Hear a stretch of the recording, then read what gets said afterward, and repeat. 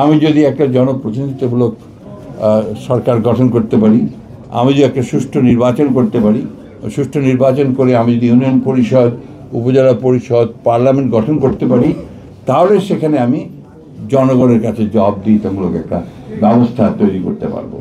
সেটাই হবে আমাদের, আমি মনে করি আপাতত এটা একটা ভালো পথ বেরোবে, যেখানে গিয়ে আমি হয়তো কিছুটা সমস্যার সমাধান করতে পারবো। আমাদের উপদেষ্টারা যারা দায়িত্ব পালন করছেন এখন, অনেক ক্ষেত্রে তারা অসহায়।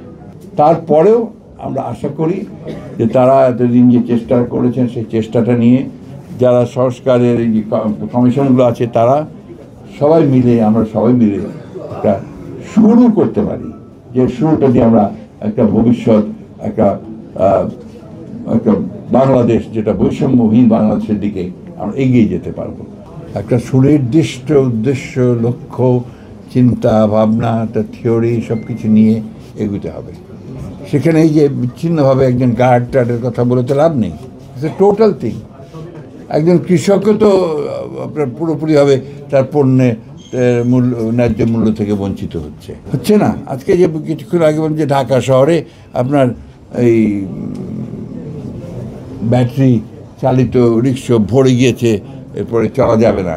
তো সে কেন? কারণ তার কর্ম নেই, কর্মসংস্থান নেই। তাকে বেঁচে থাকতে হলে তাকে ওই রিক্সাটা চালিয়ে বেঁচে থাকতে হবে।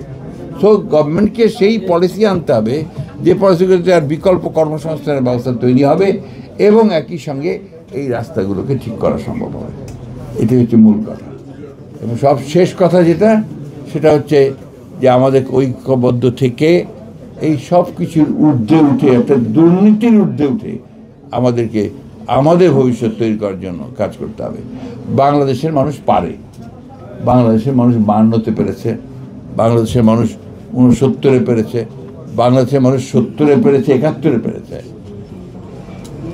তো সুতরাং না পারার কোনো কারণ নেই। আর যে সব শেষে যেটা পেরেছে, এটা তো অভাবনীয়, অসাধারণ।